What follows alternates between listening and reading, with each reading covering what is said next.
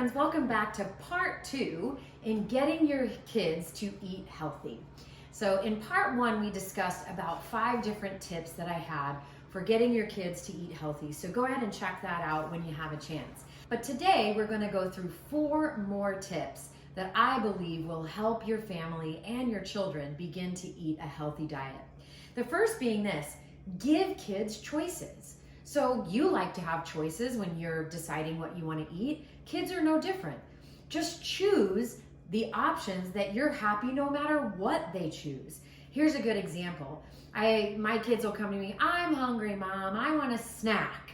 You know, a snack is a very broad word and it could encompass a million different things. And so typically I'll say, "Okay, do you want to have an apple, a banana, or a cup of strawberries?" I'm happy with any of those. They're all fruits. They're all have nutritional value. And so, but I'm still giving them the choice. Which of those options do they want? Now, it's not always fruit. Sometimes I'll say, "Would you like apples with peanut butter, or would you like a cheese stick and some carrot sticks?" You know, you just mix it up, but always give your kids choices. That autonomy allows them to start owning their own healthy lifestyle. So I love that. Give your kids choices. The second thing is harness the power of dips. Okay, I don't know about you, but I love dips. I love dipping things. I love sauces. So make sure that if your kids really are struggling, especially when it comes to raw vegetables or fruits, and they're really struggling to eat those things, give them an opportunity to dip it. Hummus, perfect, brilliant dip that's packed full of protein and nutrients. Maybe you could just give them some ketchup. Kids love ketchup. They will put it on basically anything. And you can tell them, you know, a carrot stick is kind of like a French fry, only not. Just kidding. Don't tell them that it's a French fry. It's not the same thing. But ketchup can help them start to eat fruits and vegetables. Peanut butter is another beautiful way, or almond butter, or any kind of butter. If your child has allergies to peanut butter, I know it's not a great option for you, but you can try sunflower butter or something similar that is not in the legume family if your son or daughter is allergic to peanuts specifically. Okay, the next thing is let the kids cook. Now, moms and dads out there, sometimes having little people underfoot in the kitchen as you're preparing is really, really challenging, and I get it. I spent many years with little people wandering around the kitchen while I'm literally just trying to get dinner on the table. However, every time that I had an opportunity to let them participate in some aspect of helping to cook, they were far more likely to eat what was being served. You know, they took a little bit of ownership of cooking that meal. As my kids grew and they actually became more and more efficient in the kitchen, now my daughter sometimes will ask if she can cook dinner.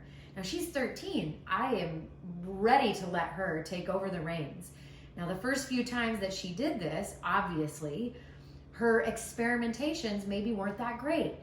But I tell you, my kids, if they cooked it, they're far more willing to taste something that's truly awful than if it's mom making it and forcing it on them. So get your kids in the kitchen. Let them help you cut things.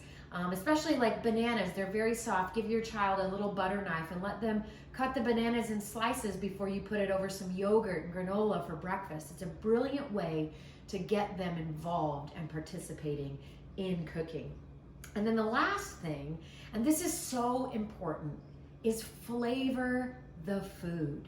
Just because it's healthy doesn't mean it has to taste terrible. I've been to too many families' homes where the vegetable side dish was obviously the least favorite because it was simply steamed with barely any salt, no pepper, no flavoring of any kind. My recommendation is this, parents: don't make the healthiest thing on the table taste like the thing that you eat in the hospital. Now, I had a young man come to my house and his mother dropped him off. He was a friend of my son's. And she said, "I just want to warn you, he's a really picky eater. He doesn't really like many healthy things." Well, of course, in my mind, I was like, challenge accepted. Let's go. So I made dinner that night. I didn't alter my plans for dinner, which was grilled chicken, roasted vegetables, and a salad. I kept what I was going to make and just thought, we'll roll the dice. If he doesn't eat it, he doesn't eat it. And we'll figure it out as we go. But what happened was amazing. Now, I'll say this, that young man didn't eat very much of his salad, but he ate almost all of his roasted veggies, much to his mother's surprise. She came over and I said, hey, he ate great. He ate, beets and parsnips and roasted carrots and roasted potatoes. And the shock in her face was comical at best. She said, I need that recipe right now. Well, it was just olive oil, salt and pepper, and a little thyme, a little fresh thyme roasted for 20 minutes in a 400-degree oven. Nothing fancy, but it tasted good. It had the caramelization of the natural vegetables, so there was this mix of sweet and caramel and salt, and the herbs made it feel so fresh and taste so nice. So when you're trying to get your child to eat fruits and vegetables, dress them up. Get a little bit creative. Be like a chef in the kitchen. What does your child like to eat? If they only like fried foods, well, start out by frying zucchini and sweet potatoes instead. Start swapping out things that really have low nutritional value for things that have high nutritional value, even if they are prepared in the same way. So that concludes the 4 tips for part 2 in getting your kids to eat healthy. Thank you so much for watching. Please subscribe to the channel. And if you liked this video, give it a thumbs up and share it with a friend. Take care.